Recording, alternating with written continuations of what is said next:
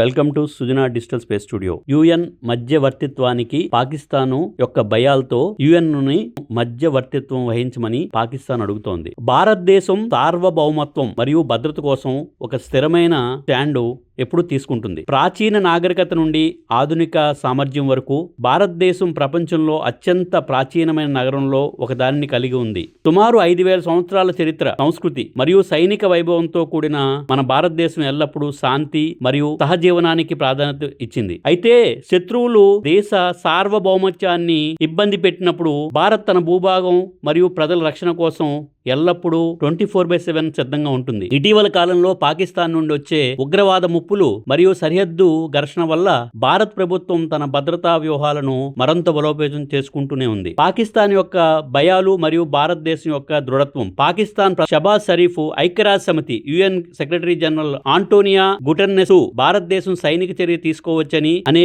పాకిస్తాన్ భయంతో దీనిని నిలుపుదల చేయాలని కోరడం పాకిస్తాన్ యొక్క అంతర్గత బలహీనత, భయాన్ని సూచిస్తోంది. యుఎన్ మధ్యవర్తిత్వానికి భారతదేశం యొక్క స్పందన. పాకిస్తాన్ తన భయాలను దాచడానికి యుఎన్ సహాయం కోరింది. పాకిస్తాన్ ఒక రకంగా చాలా భయపడుతుంది. అందుకే వాళ్ళ సైనికుల ఉన్నత అధికారులు భార్యల్ని, వాళ్ళ ఫ్యామిలీస్ ని ఆల్రెడీ లండన్ ఫ్లైట్ ఎక్కించింది. అక్కడున్న ఎవ్వరూ ముఖ్యమైన ఫ్యామిలీస్ అందరినీ కూడా లండన్ ఫ్లైట్ ఎక్కించారు. ఎందుకంటే పాకిస్తాన్ భయపడుతుంది. యుఎన్ఓ సహాయం కూడా కోరుతోంది. పాకిస్తాన్ తన భయాన్ని దాచుకోవడానికి యుఎన్ సహాయం కోరడం ఒక రాజకీయ క్రియ. భారతదేశం ఎల్లప్పుడూ ద్విపక్ష సమస్యలను ద్విపక్షంగా పరిష్కరించుకోవడానికి ప్రాధాన్యత ఇస్తుంది. పాకిస్తాన్ తో ప్రాబ్లం ఉంటే పాకిస్తాన్ మనము మాడుకుంటాం. అలాంటిది ఈ రోజు మధ్యవర్తిత్వం కోరుకుంటుంది. పాకిస్తాన్ భయపడుతోంది. అయితే పాకిస్తాన్ తరచుగా అంతర్జాతీయ వేదికలను దుర్వినియోగం చేసుకోవడం తనకు అలవాటే. భారత్ ప్రభుత్వం స్పష్టంగా చెప్పింది, దేశ భద్రతకు ముప్పు వస్తే అది అవసరమైన చర్యలు తీసుకుంటాము. 2019లో బాలాకోట్ ఎయిర్ స్ట్రైక్స్, 2016లో సర్జికల్ స్ట్రైక్ వంటి కార్యకలాపాలు భారతదేశం యొక్క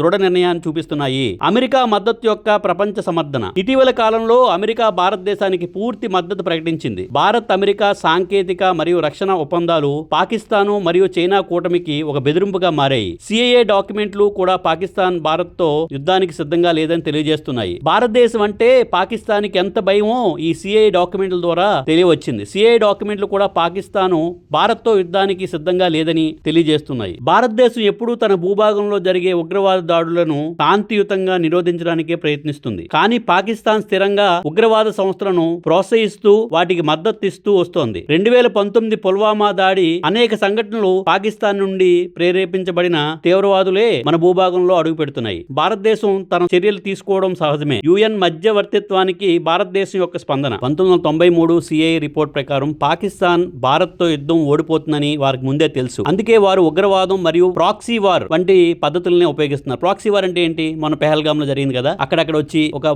10 మందినో 5 ఉగ్రవాదుల్ని మన దేశంలోకి పంపించి వాళ్ళు ఏదో ఒక ముష్కర దాడి చేస్తారు. ఏ అడుగు గుండాను వాళ్ళు సేఫ్ గా పాస్ అయిపోతుంటారు పాకిస్తాన్ కి. అందుకే వాళ్ళు ఎప్పుడు కూడా మనతో యుద్ధం చేయడానికి పాకిస్తాన్ కి ఎప్పుడు భయమే. అదే మనకి ఈ సిఐఏ డాక్యుమెంట్ ద్వారా మనకు కూడా తెలియవస్తుంది. భారత్ యొక్క సామర్థ్యము, రఫేల్ విమానాలు మరియు భారత్ యొక్క సైనిక సామర్థ్యం. భారత్ వాయుసేన యొక్క రఫేల్ విమానాలు ఇప్పుడు సరిహద్దు ప్రాంతాల్లో పెట్రోలింగ్ చేస్తున్నాయి. ఈ విమానాలు ఫ్రాన్స్ తో కలిపి అధునాతనమైన సాంకేతికతతో రూపొందించబడ్డాయి. భారత రక్షణ దళాలు ఇప్పుడు అత్యంత ఆధునిక ఆయుధాలతో సిద్ధమై ఉన్నాయి. ఇది పాకిస్తాన్ కి పెనుముప్పుగా ఉంది. అన్ని రంగాల్లో భారత్ ముందుకు దూసుకెళ్తోంది. 4th largest economy. మరి పాకిస్తాన్ 40th పొజిషన్ లో ఉంది. ఇండియా రక్షణ బడ్జెట్ అంతా కూడా పాకిస్తాన్ టోటల్ బడ్జెట్ ఉండదు. సో ఏ రకంగానూ పాకిస్తాన్ సిద్ధంగా లేదు. ఓన్లీ ఇవన్నీ కవ్వింపు చర్యలే. చైనా మద్దతు మరియు పాకిస్తాన్ యొక్క నిస్సహాయత. చైనా ఎల్లప్పుడూ కూడా పాకిస్తాన్ కి మద్దతు ఇస్తూనే ఉంటుంది. కేవలం భారతదేశాన్ని బలహీనపరచడమే చైనా యొక్క ధ్యేయము. అయితే LAC line of actual control వద్ద భారత్ యొక్క దృఢమైన స్టాండ్ వల్ల చైనా కూడా ఇటీవల తన వైఖరిని మార్చుకోవాల్సి వస్తోంది. గాల్వాన్ ఘర్షణలో భారత సైనికులు చూపిన ధైర్యం చైనాకు